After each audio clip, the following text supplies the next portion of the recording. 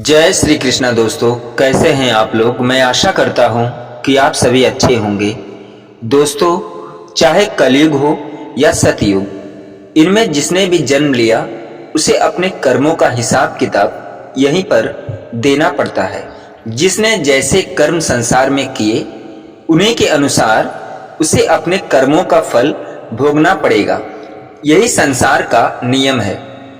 इसी बात को समझाने के लिए मैं एक छोटा सा दृष्टांत देता हूं, जिसमें दो कहानियां हैं।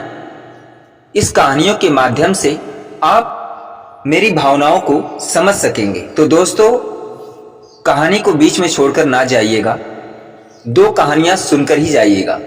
तो दोस्तों, आइए बिना विलंब किए हम उन कहानियों को शुरू करते हैं। दोस्तों, एक छोटा सा शहर था।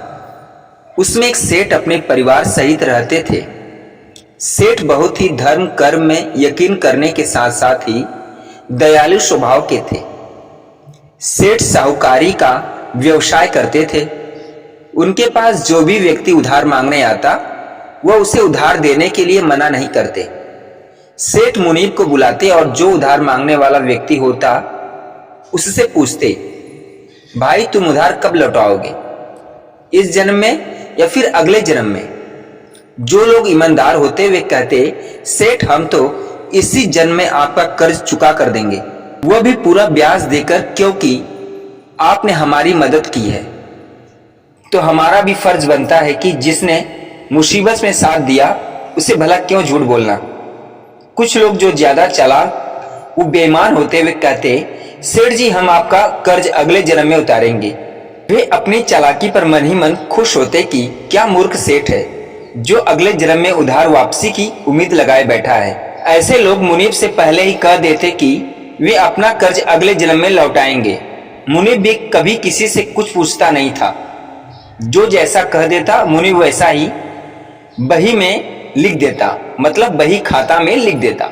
यह बात एक दिन एक चोर को पता चला कि इस शहर में एक सेठ है जो पैसे उधार देते हैं और वापस अगले जन्म में लेते हैं। चोर के मन में लालच आई कि क्यों ना ऐसे सेठ से उधार लिया जाए और फिर पैसे वापस नहीं देंगे। फिर क्या था, वह चोर सेठ जी के पास उधार मांगने पहुंचा। उसे भी मालूम था कि सेठ अगले जन्म तक के लिए रकम उधार दे देता है। हालांकि उसका मकसद उधार लेने से अधिक सेठ की तिजोरी को देखना था। चोर ने सेठ से कुछ रुपए उधार मांगे। सेठ ने मुनीब को बुलाकर उधार देने को कहा। मुनीब ने चोर से पूछा, भाई इस जन्म में लौटाओगे या अगले जन्म में। चोर ने कहा, मुनीब जी मैं यह रकम अगले जन्म में लौटाऊंगा। मुनीब तिजोरी से खोलकर पैसे उसे दे दिए। चोर ने भी तिजोरी देख ली और तय कर लिया कि इस मूर्ख सेठ की तिजोरी आज रात में उड़ा दूंगा।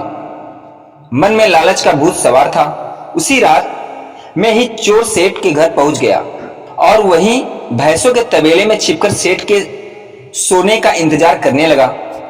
अब घटना कुछ इस तरह से घटी कि अचानक चोर ने सुना कि भैंसें आपस में बातें कर रही हैं और चोर को पशुओं की भाषा समझ में आ रही है। एक भैंस ने दूसरी भैंस से पूछा, तुम तो आज ही आई हो ना बहन। दूसरी भैंस ने जवाब दिया, हाँ आज ही सेठ के तबेले में आई हूं। सेठ जी का पिछले जन्म का कर्ज चुकाना है। और तुम कब से यहाँ हो? दूसरी भैंस ने पलटकर पूछा तो पहले वाली भैंस ने बताया, मुझे तो 3 साल हो गए बहन।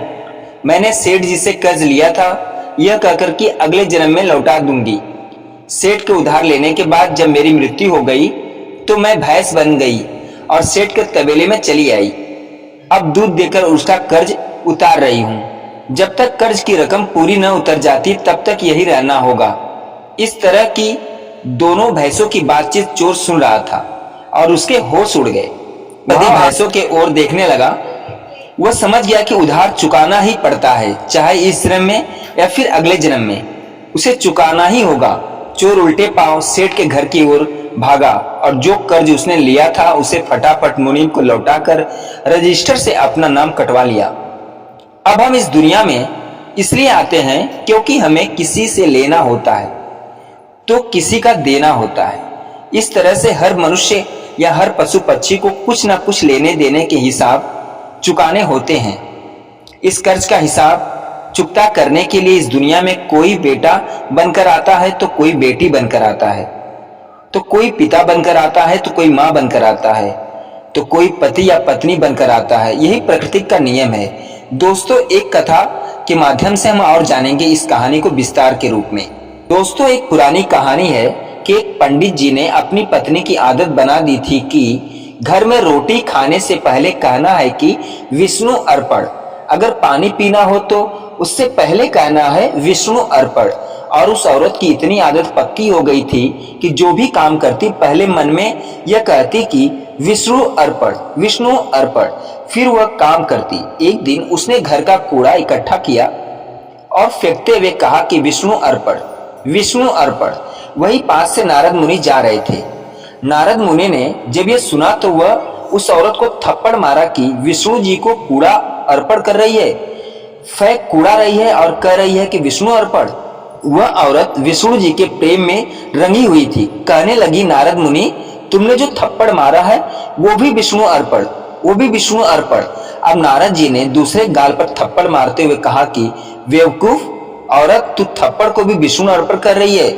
लेकिन उस औरत ने फिर भी यही कहा, आपका मारा यह थप्पड़ भी विष्णु अर्पण। जब नारद मुनि विष्णुपुरी में गए तो क्या देखते हैं कि विष्णु जी के दोनों गालों पर उंगलियों के निशान बने हुए हैं।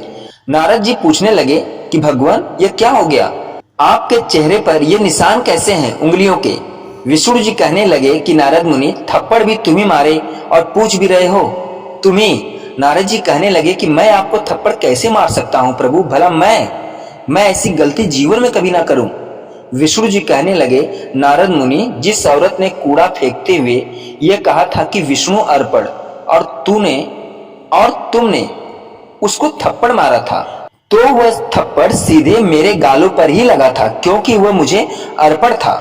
दोस्तों, जब आप कर्म करते समय कर्ता का भाव निकाल लेते हैं और अपने हर काम में मैं, मेरी, मेरा की भावना हटाकर अपने इष्ट या सतगुरु को आगे रखते हैं तो कर्मों का बोझ भी नहीं पड़ता और वो काम आपसे भी अच्छा तरीके से होता है। तो दोस्तों, आज के लिए बस इतना ही। दोस्तों, ये वीडियो कैसी लगी कमेंट में जरूर बताइएगा। अगर वीडियो अच्छी लगी हो तो भगवान श्री कृष्ण के लिए चैनल को लाइक, शेयर, सब्सक्राइब जरूर करिएगा। पूरा वीडियो देखने और सुनने के लिए धन्यवाद।